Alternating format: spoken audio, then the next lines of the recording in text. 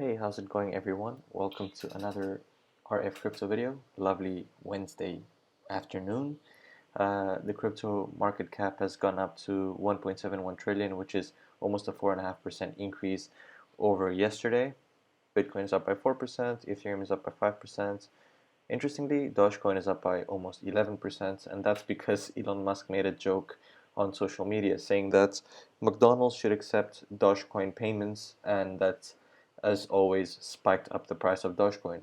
So if you invested in Dogecoin when it was really down, when it was down 25 to 30%, and now it's up by 10% in 24 hours, well done. You've made quite a bit of profit. Avalanche is up by almost 8%. Polygon is up by 10%. We're going to speak about why this is in a moment. Yeah, basically almost the whole market is up. Cosmos is down by 2.5% to 3%.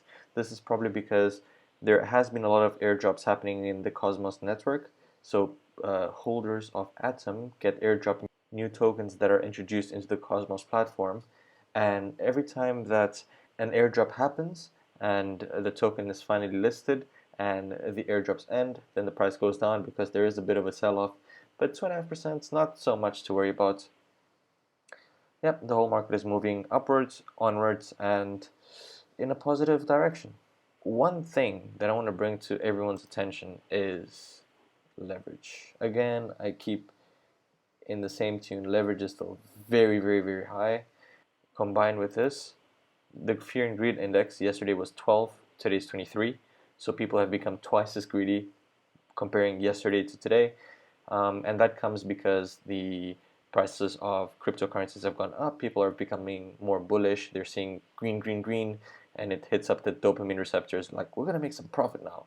And they risk a bit more. And from extremely fearful, they become less. I mean, they're still extremely fearful, but less extremely fearful. But this is quite concerning in a way, because when people are extremely fearful and they become less fearful, that means that their risk appetite increases a lot. And if the fear and greed index went from 12 to 23, which is almost double, then the risk appetite more than doubled because it's exponential. Coupling this with the high amounts of leverage in the markets could spell disaster, or it could spell very good news for Bitcoin, especially since most of the leverage products are in Bitcoin. And this is because a lot of these people that have become less fearful are going to start taking out derivatives. They're going to start buying futures and options, especially in Bitcoin, because they will want to capitalize on, the increases in the price. So this leverage ratio will see a spike up. If you can see here, it spiked from 0.20 to 0.21, and this is just because people are getting more and more into leverage positions. And I think they're mostly long at this point because the price have gone down so much. If most of the leverage positions are long, and let's say there's a bad news. Let's say that the Federal Reserve, instead of increasing interest rates by 0.25, they increase interest rates by 0.5% or 50 basis points. What happens then? Naturally, people flock into safer assets because there is less free money in the markets. People become more wary of where they put their money, and they remove money from crypto and put it into stocks and bonds, or lower risk or blue chip stocks and bonds. What happens then? The prices of cryptocurrency and, an extension, Bitcoin, goes down. And remember, at this point, most of the leverage positions are long. So they're wanting the price to go up. If the prices go down, their position becomes negative, because let's say you have $100 and you leveraged $1,000 worth of Bitcoin. You bought $1,000 worth of Bitcoin using $100, leverage times 10. So if the price of Bitcoin goes down and your leverage position goes down from $1,000 to $899, the loss, which is $101, is greater than your initial investment of $100. At this point, you're negative. But before you reach that, I think it's a 20% margin. If you reach $920, your position gets automatically liquidated and you lose your whole $100. And this is quite dangerous because it leads to a cascading and domino effect, where a decrease in the price of Bitcoin causes liquidations to take place, which causes the price of Bitcoin to go down even further because it's such a bearish signal. If you have a look here, it is correlated. Leverage is high. When leverage goes down, the price goes down. When leverage goes down, the price goes down. Leverage goes down, price goes down, and it goes on like that. So this is very important to keep an eye on. Let's see how it pans out, especially with the meeting, the Federal Reserve meeting today. On some news, Dogecoin leads gains in major cryptos ahead of Fed meeting. As I said before, Dogecoin went up by more than 10%. This is because Elon Musk tweeted that McDonald's should accept Dogecoin as payment, and obviously everyone aped into it. Wednesday's Federal Reserve meeting may reveal the bank's stance on the timing of an interest rate increase that many observers will expect coming in March. The Fed has said that it will tighten monetary policy with up to 4 hikes this year to keep inflation in check, prompting a sell-off in asset markets around the globe during the last few months. And ever since that announcement, Bitcoin fell as much as 25%, while the crypto market lost upwards of $1 trillion in market cap. And a tightened policy, which is going to happen, could see investors flee into safer assets, which would cause a further drop in cryptocurrency prices. And because it's so leveraged, it will amplify that. And this is simply because if there are interest rate hikes, that means that borrowing money becomes more expensive. So commercial banks will have to pay more to borrow money from the central bank, which is the Federal Reserve. And you and I will have to pay more to a commercial bank in terms of interest to borrow money. So there'll be less free money in the market as there was during the pandemic with the quantitative easing. This means that people aren't going to be able to sort of spend money anyhow. They'll have to think properly before they spend money. And with that comes risk aversion. And what is a crypto asset? It is a risky asset. And if people become risk averse, then they will tend to shy away from the riskier assets and invest more in bonds, invest more in fixed deposit, invest more in blue chip stocks. And it could cause a decrease in the price of cryptos. But I think at this point, barring any other negative news, I don't think the price of Bitcoin and any other cryptocurrencies is going to go down as soon as the rate hikes come into place, simply because these rate hikes have already been priced in. Because as soon as they announced that there will be 4 rate hikes this year, the prices went down, which means that they're pre-reacting to what's going to happen in the future, which means that it's already priced in. And when the interest rates actually go up, it will have minimal effect. Also, price of MATIC went up by 11% in the last 24 hours, and this is mainly because of the appointment of an ex-YouTube gaming head, Ryan Watt, as the CEO of Polygon Studios, a development lab that supports the creation of blockchain games and NFT tokens on the Polygon network. So MATIC and Polygon, the company, is becoming more seriously embedded into the metaverse. They're becoming more serious in terms of the development of their network to make metaverse projects and NFT projects, and by extension gaming projects, more feasible. They want to steal that market share from Ethereum.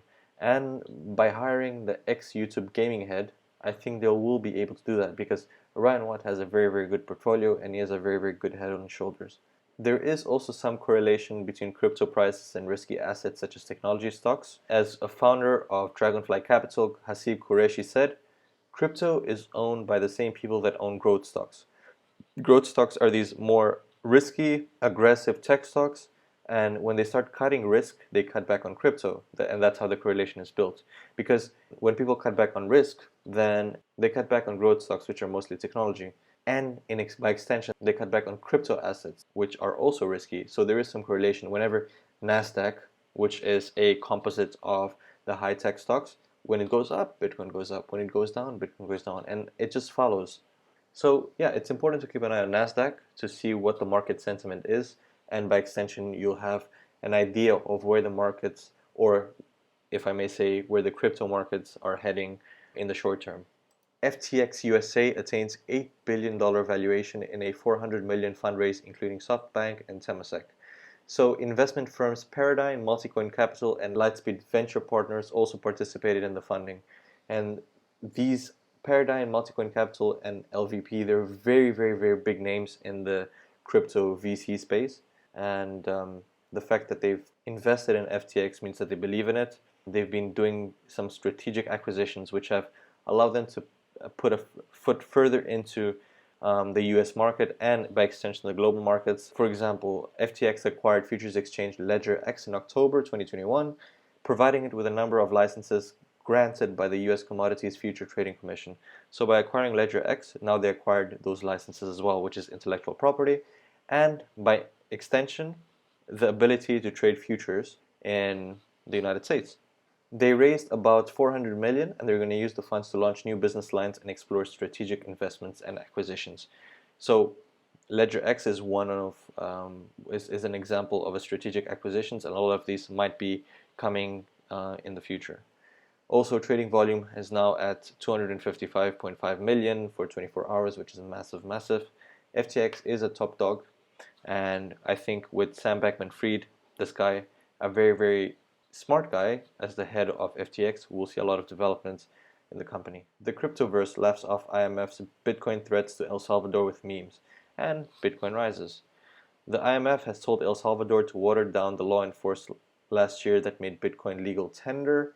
They also said that they expressed concern over the risks associated with issuing Bitcoin-backed bonds. As you know, Nayib Bukele, which is El Salvador's president, wants to launch a Bitcoin-backed bonds, a $1 billion Bitcoin-backed bonds, in order to develop a tax-free haven for international BTC advocates called Bitcoin City. This tax-free haven will be the home to El Salvador's crypto universe. I mean, obviously the IMF will be concerned because it puts some pressure on the status quo. They feel threatened that things aren't going the traditional way. This is the new world, this is the digital world, and they haven't really come to terms with it. They control most of the world's global fund flows in terms of lending to countries and also aid.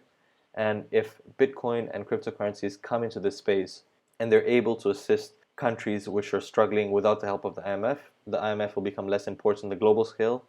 The IMF will have less say in each country's fiscal and monetary policy, and they'll make less money off the interest. So it is quite concerning for them, and it does make sense why they're talking about concerns about Bitcoin's status as legal tender. Well, classic Bukele replied with a tweet. This is, I see you, IMF, that's very nice.